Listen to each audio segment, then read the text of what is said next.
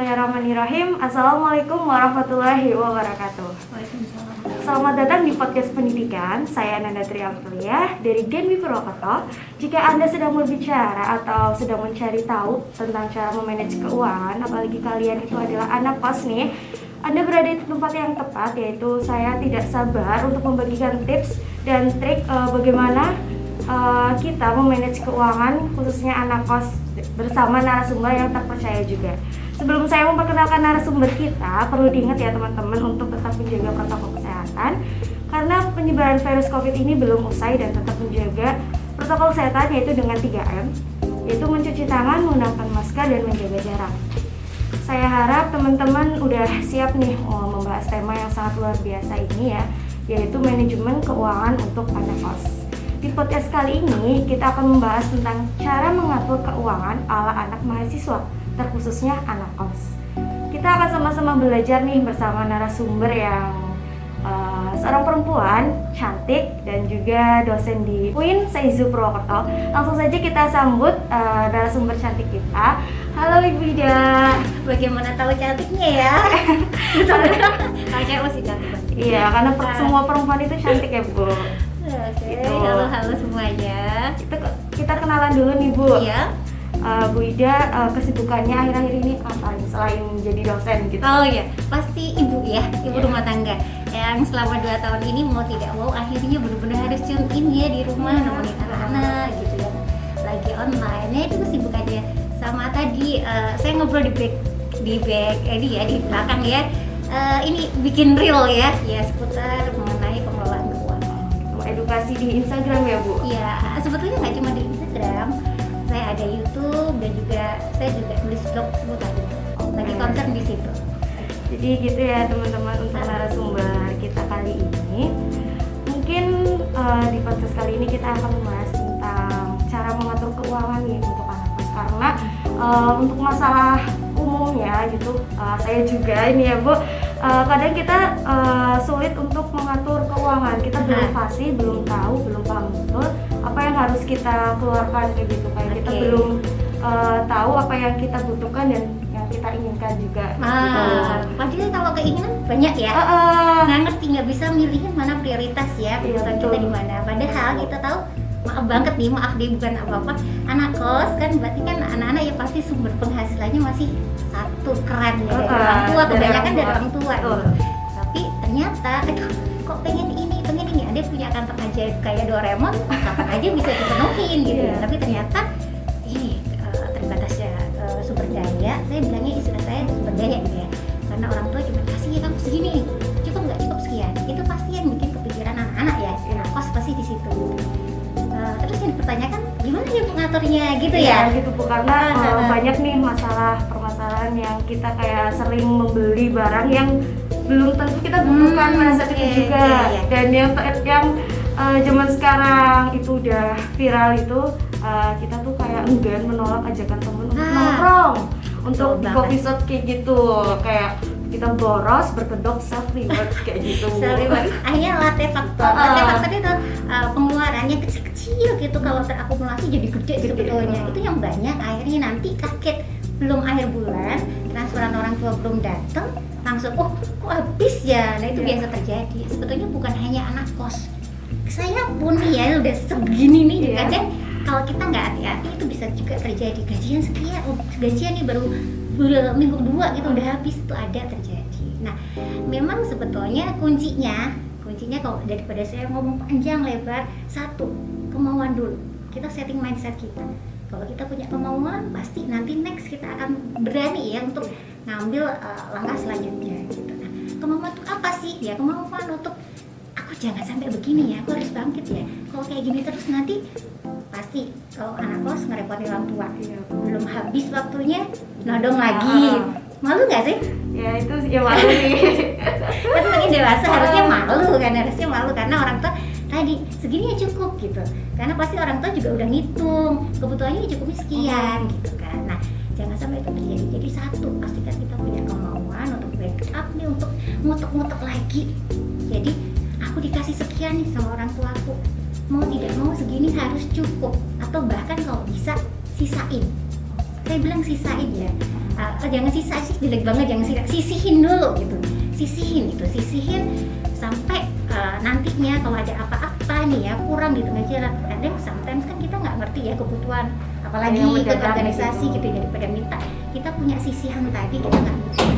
Jadi intinya kalau punya penghasilan dari orang tua dapat, karena kita punya kemauan nih ya, kita mau untuk mengubah menjadi lebih baik, catat dulu nih sekian nih loh tiap bulan dari orang tua. Nah setelah itu baru nih ya, karena kita kan nggak ngerti nih, aku harus bikin berapa ya untuk makanku, harus untuk pulsaku dan sebagainya gitu. Coba sekarang kalau udah gitu kita catat pengeluaran kita tiap bulan. Capek sih, iya capek gitu. Aduh masa sih mau beli klip aja dicatat gitu, nggak apa-apa. Kecil aja Catat, karena kita tahu tadi latih faktor, kecil-kecil jadi gede. Nah makanya catat dulu nih pengeluaran kita, catat tiap bulan. Nah kalau udah dicatat, kita baru bisa nih review. Oh ternyata ya, aku tuh kemarin boros kebanyakan di sini ya, kayak tadi beli kopi, beli boba gitu ya. Nah, kalau nggak temen aku beli kerudung lucu ya, beli padahal kerudung udah banyak gitu. Kosmetik, nah itu kan karena paparan sosial media ya, kita nggak bisa pungkiri di situ. Nah kita catat. Jadi sini kalau kita punya catatan, kita akan punya media untuk review, evaluasi mana yang sebetulnya kita butuh dan mana yang ingin. Kalau bahasa Jawanya dipetani ya, dipilihin kita yang bikin prioritas. list gitu ya. Betul, yang prioritas. Tapi prioritasnya apa sih sekarang? Pasti anak kos makan. Entah yang apakah kalau dikasih uang sama orang tua untuk bayar kosnya, apakah ditransfer sendiri dari orang tua ke yang punya kos, atau kan memang segini nih sekalian biar kos. Nah itu dicatatin yang memang prioritas mana aja. Terus aduh bu, terkekang banget ya kemauan tadi, kemauan, nggak ada sesuatu yang simple yang ujuk-ujuk jadi bagus kan. Nah dengan kita mencatat kalau udah jadi habit, memang itu untuk membuat habit 1-3 bulan memang susah Berat banget gitu ya. berat. Tapi kalau udah 3 bulan terlampaui, 6 bulan, kalau nggak nyatet ngerasa dosa, itu biasanya gitu. Jadi catat dulu. Oke. Terus setelah dicatat, kita tahu nih polanya, jadi kita ngerti mana yang butuh, mana yang ingin, kita bisa evaluasi, kita bisa kick out semua yang nggak dibutuhin gitu. Kita bikin anggaran. Nah, bikin anggaran. Jadi anggarannya apa aja gitu. Kalau saya gitu kan memang pasti, walaupun saya tahu anak kos dengan penghasilannya masih terbatas dari orang tua, tapi satu yang prioritas berapapun sedekah dulu. Dikit aja nggak apa-apa deh, kayak kita maaf ya di muslim itu kan 2,5% ya standarnya zakat gitu. Ya udah 2,5% sisihin dulu untuk itu. Nah setelah itu kita sisihin lagi 10%-nya. Kalau nggak bisa 10%-nya ya karena terbatas tadi, udah 5% nggak apa-apa deh untuk saving. Sisihin dulu. Saving tuh apa sih? Penting nggak sih? Belum aku semuanya minta orang tua. Jangan, mindset itu diubah lagi. Dengan kita punya saving dikit-dikit jadi banyak. Misal maaf nih ya, anak kampus temen ulang tahun, masa sih minta orang tua gitu. Nah kalau bulan ini belum ada temen yang ulang tahun, apalagi ada yang tunangan gitu kan, kadang kita udah tole-tole atau apa beli kado gitu, uang saving itu yang nggak mungkin bulan ini nggak dikeluarkan, dia jadi banyak. Setidaknya kita punya dana cadangan. Untuk apa? Laptop rusak, ban bocor, ya kan? Kalau nggak punya, ngambil lagi, ngambil dari pos lain-lain gitu kan sedih lagi nanti. Tiba-tiba kurang minta orang tua lagi, kasihan lah orang tua, biar kan fokus untuk yang lain lagi gitu. Nah kita sisihin nih. Kalau saya sebetulnya 10% idealnya untuk saving, tapi ya udah kalau terbatas at least 5% aja nggak apa-apa. Yang penting ada saving, sisi saving. Nah sisanya itu spending. Jadi bener-bener yang kita keluarkan untuk makan, untuk beli pulsa berapa kali ya, mungkin ya pulsa harus banyak gitu, beli pulsa. Terus untuk fotokopi, beli buku. Terus apalagi sih kebutuhan anak kos, saya lupa loh. Bahan bakar, kalau bensin. Nah, iya itu. Terus ada lagi, nggak salah, tetap ada pos self reward. Jadi sebetulnya kalau ideal nih spending tuh antara 40-60% dari income yang didapat dari kiriman orang tua. Sebenarnya 60% itu udah banyak loh. Udah sih, udah banyak. Udah lebih dari cukup. Harusnya kalau sesuai kebutuhan. Ya kan? Ya, Tapi kadang itu tadi keinginan. Nah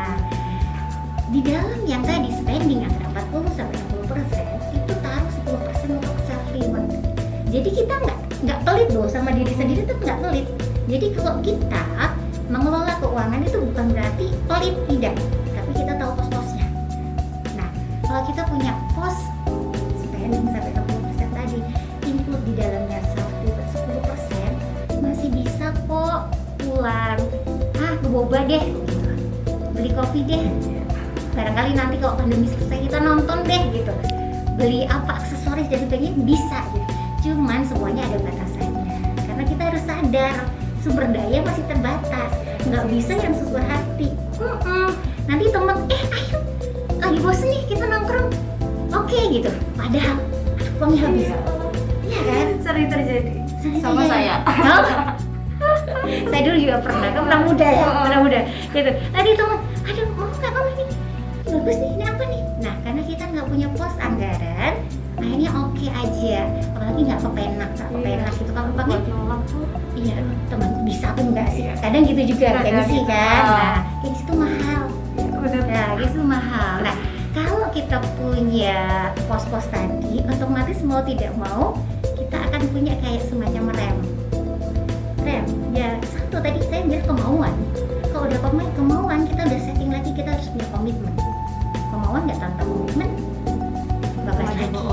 Iya, nah komitmennya kalau kita udah bikin anggaran ya disiplin patuhi. Jadi kalau memang ada teman ngechat, Tasya, ini ada yang baru nih, ada Mas Ado, lagi rame nih, enak nih, murah nih, promo nih, cek lagi, aduh anggaran gue tinggal sekian, harus bilang, kan komit sama anggaran. Aduh sorry nggak bisa sekarang, anggaranku menipis. Malu nggak perlu malu, kan kita tadi udah mau mengelola dengan baik, ya udah tuliskan malu, karena gengsi mahal. Ya nggak apa-apa bilang aja gitu kan gitu. Nah sebetulnya di situ loh kuncinya, anggaran aja, bikin anggaran. Itu yang akan mengerem kita apapun, bisa juga akan mengasah kita nih ya. Tadi untuk menepiskan gengsi, terus komitmen terhadap diri. Nah, setelah itu ngajarin kita untuk disiplin. Ya kan disiplin ya, dengan kan harusnya ada juga. Setelah bikin anggaran, pengeluaran tetap dicatat. harus janji sama diri sendiri. Iya, gitu deh. Itu ya teman-teman, buat kontrol pengeluaran yang baik agar tidak boros. Nah, selanjutnya nih Wida, kesalahan yang sering atau yang terbesar yang anak kos itu lakukan terhadap uang gitu yang kita punya. Iya, karena anak kos biasanya tadi sebenarnya kesalahannya ya karena tidak ada mindset untuk aku harus mengelola uang ini dengan baik, sehingga nggak punya anggaran di situnya. Salah terbesar itu tadi, nggak punya anggaran, sehingga pada saat terima uang gitu rasanya dan sudah mulai panas pengen habis ya, karena di pikiran kemarin aku belum beli ini gitu terus. Apalagi perempuan ya, kosmetik nih ya, udah punya warna pink, apalagi baju juga. Setiap ada keluaran terbaru harus beli. Betul. Itu dia ya. Jadi saya nggak mau bilang kesalahan terbesar karena memang biasa usia segitu memang pengen explore dan sebagainya. Tapi kalau pengen ya kan kita ini untuk mengelola keuangan itu kan namanya habit ya dia. Kita harus menciptakan sebuah kebiasaan. Jadi kalau memang pengen nantinya nih ya jadi orang yang tertib, saya bilang tertib, mengelola keuangan membantu kita akan tertib, membantu kita bisa mengelola behavior kita gitu lebih baik sebelum nantinya benar-benar sudah lulus, punya penghasilannya benar-benar tetap, apalagi yang banyak. Kalau nggak dilatih habitnya dari sekarang, besok kaget. Iya, gajian sudah langsung habis. Iya, kayak di awal mesti di akhir. Itu sering terjadi. Belum sampai di akhir nih, iya, kita kan udah sakto dulu ya. Jadi khawatirnya kalau nanti kebiasaan kita, nanti kalau udah kerja biasanya kan banyak tawaran kartu kredit, bukan kartu kredit, sekarang pay letter gitu aja banyak kan ya. Kalau kita nggak tough nih ya, kita nggak punya mindset yang tadi gitu, kita bisa gampangin lama-lama tanggal sempit tumpuk. Dan kalau udah berumah tangga, jeblok. Oke, itu ya teman-teman kesalahan yang sering kita lakukan. Semoga semoga bisa dihindari setelah mendengar podcast kali ini. Nah, selanjutnya ini ada pertanyaan, tips menabung untuk anak kos karena sumber yang minim, tapi kita harus tetap menabung gitu. Iya. Oke, makanya tadi di awal saya bilang sisakan ya. Sisihkan, jangan sisakan, salah, sisihkan. Ya, sisihkan. Kalau sisa kapan kita nunggu sisa nggak akan sisa-sisa ya. Sisihkan. Kalau dapat berapapun sisihkan. Belum bisa 10% ya nggak apa-apa, udah 5%-nya atau berapa, at least ada yang disisihkan. Ingatlah ya, ini filosofi dikit-dikit jadi bukit ya. Sisihkan. Dari awal dapat sisihkan. Sama seperti pada saat kita punya sedekah budi remah itu sisihkan dulu. Nah, nanti lama-lama ya kan punya gitu. Tapi sebetulnya kalau mau sih, kalau saya ada metode yang punya tabungan berjangka, tapi nggak usah deh itu karena saya tahu masih terbatas penghasilannya, yang bisa terbatas. Yaudah, kalau pengen ya tradisional lagi, punya piggy bank, punya celengan gitu, masukin gitu dikit-dikit nggak apa-apa, nanti jadi banyak. Ya sebetulnya itu sangat konvensional, tapi apa yang bisa kita lakukan ya. Jadi kalau memang pengen bener-bener aku harus bisa nabung gitu ya, at least kita juga harus setting juga, aku nabung untuk apa ya, biar memotivasi. Misal aku nabungnya biar bulan depan aku bisa beli baju merek ini, kan nggak harus ngambil yang itu, harus nabung dulu kan ya, nabung gitu ya, nabung jadi biar terngiang-ngiang. Tabungan berapa ya, berarti harus sekian nih, sampai sekian aku harus kumpulin sekian, nanti aku bisa punya sepatu ini kayak baju ini kayak gitu. Jadi impiannya apa dulu, bisa itu buat memotivasi diri kita. Tapi biasanya untuk anak muda kan nabungnya di bank gitu ya. Boleh. Terus di Bagus. HP itu ada mobile banking, Boleh. sebelahan sama Shopee. Nah itu kadang Ada surga. Nah itu gimana cara meminimalisir biar dikit-dikit nggak cekot gitu? Iya, dikit-dikit cekot ya. Makanya bikin anggaran tadi ya. Jadi bikin anggaran, jadi kira-kira tahu anggaranku untuk kayak beli baju, beli apa tuh sebenarnya masuk self reward ya, karena bukan kebutuhan kan hasilnya. Jadi kira-kira aku harus nabung sekian karena self rewardku, aku mau beli ini apa, beli ini. Itu bisa untuk metodenya nabung itu untuk self reward bisa. Kalau memang belum bisa membeli self reward di saat itu, nggak apa-apa, boleh tetap tabung untuk itu bisa. Tapi jangan lupa juga punya tabungan untuk yang dana-dana cadangan darurat tadi, yang ban kempes dan sebagainya. Jangan untuk self reward terus, jangan gitu kan. Jadi coba motivasi diri sendiri kayak, saya nggak mau paksa anak muda tuh, saya nggak mau paksa ya. Kamu pengennya macam-macam gitu, nggak apa-apa, karena pengen mengeksplor. Tapi coba tetap setting mindset, jangan sampai aku repotin orang tua. Gitu. Jangan sampai nanti punya pinjaman. Ada loh kasusnya, maaf deh, mahasiswa yang suicide, yang bunuh diri gara-gara ya itu karena gara-gara kalah investasi ya, investasi. Sekarang udah banyak investasi bodong juga. Betul, banyak banget. Nah, sebetulnya bukan kasusnya itu juga, tapi ada yang karena militan utang. Zaman saya pun ada deh, zaman dulu belum ada yang pay later dan sebagainya, tapi teman saya suka ngadain cincin yang dipakai dia gitu, ngadain apa lagi dulu ada. Kenapa? Makanya pegadaian itu dekat sama kampus gitu. Oke, begitu ya teman-teman, untuk kesalahan terbesar anak kos itu kita tidak tahu mana kemauan dan mana keinginan kayak gitu.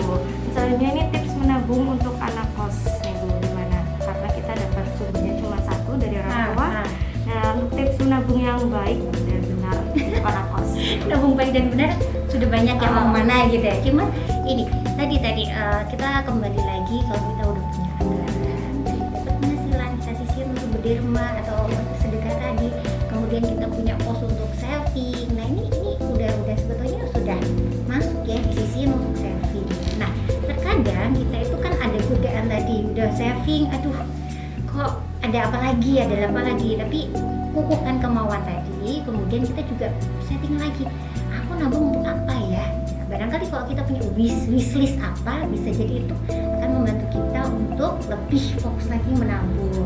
Iya, terus ingat lagi juga, ingat orang tua ya, tadi ingat yang jangan sampai kita ngerepotin lagi. Kita juga harus mikir lagi, aku juga harus tetap jangan boros, aku harus nyisihin penghasilan uang sakuku gitu kan, untuk kalau ada apa-apa aku nggak minta. Jadi kemauan itu coba di setting di otaknya temen-temen, ini bilang otaknya gitu ya Allah, jangan iya pokoknya setting your mindset gitu, jangan sampai nantinya boros, nggak punya tabungan di saat kita mendadak perlu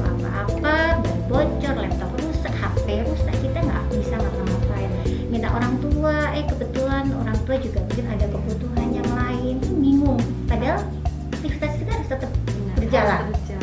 Iya, jadi itu setelah kita punya anggaran, menyisihkan uang saku dari orang tua, kemudian kita juga punya impian tadi bisnis kita apa. Nah, insya Allah deh itu nanti bisa bantu kita untuk lebih fokus untuk punya tabungan. Ya, kemauan itu akan menyingkirkan semua godaan-godaan. Kalau nggak dipaksa itu nggak akan bisa ya. Iya, ya biasa ya. Kita kadang lari biasanya gitu, tapi kalau ada anjing yang ngejar, kita bisa lompat pagar kan gitu. Nah itu memang itu perlu paksaan. Tapi insya Allah kalau kita sudah membiasakan, itu nggak akan terpaksa kok. Semuanya akan smooth berjalan seperti nanti begitu. Ya, karena kita pelan-pelan menciptakan habit kita sendiri. Ya kan? Awalan berat, tapi kalau udah jalan, semuanya akan smooth. Untuk masa depan yang lebih cerah tentunya ya teman-teman. Iya, karena kita kan penghasilan kita bukan untuk dihabiskan saat ini. Iya, makanya di awal saya juga bilang lagi, ini tuh untuk awalan teman-teman nanti pada saat memperoleh penghasilan yang sesungguhnya gitu. Kalau habit gak ditata dari sekarang, besok dapat yang benar-benar besar gitu, gimana coba? Ternyata habit yang buruk yang kita punya, ya sudah kita nanti nggak punya apa-apa. Iya, endingnya kalau nggak punya apa-apa, tua kita bingung, repotin anak lagi, nyiptain sandwich generation lagi. Nah, kapan kita putus itu, gitu kan? Oke. Terus selanjutnya nih untuk pertanyaan yang terakhir, mungkin ya tips manajemen keuangan yang baik untuk anak kos gitu. Cara ngekos-ngekosinnya itu gimana? Oke, ngekos-ngekosnya tadi, berarti ini saya ulang lagi, memang anggaran gitu ya. Kembali ke anggaran budgeting. Jadi coba sisihkan untuk sedekah minimal 2,5-10% memang, tapi seminimal pun juga nggak apa-apa. Yang penting kita sedekah karena kita tahu bahwa dalam keadaan apapun kita memang dianjurkan untuk bersedekah, untuk berbagi, dan barangkali itu akan menjadi booster kita mendapatkan rezeki lagi. Rezekinya banyak, nggak cuma uang ya, kesehatan dan sebagainya. Sedekah. Kemudian tadi pos untuk saving, jangan pernah lupa. Terbatas berapapun tetap paksa diri kita untuk saving. Itu habit. Nanti kita akan terbawa habit kita sampai kita tua. Kan saving minimal berapa? Saya minta mau 10% sih ya, minimal 10%. Tapi nggak apa-apa. Untuk anak kos 5% aja nggak apa-apa ya. Yang penting ada habit untuk saving, oke ya.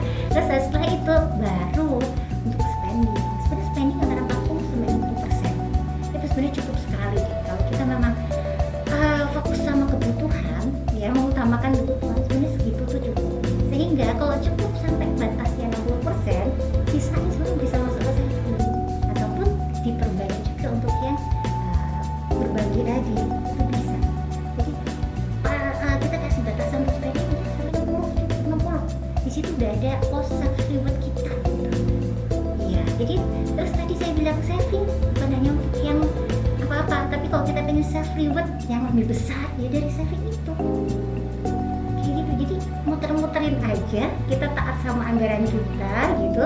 Kita bisa tarik ular kemana-mana, tapi kalau udah punya anggaran, jadi nanti kalau ada apa-apa kita bisa menolak nih ajakan yang memang bukan kebutuhan kita, karena anggaran kita memang belum ada. Terima kasih ya Bu Ida untuk budgeting untuk anak kos itu. Yang pertama kita harus tahu kemauan kita. Ya, kemauan ya.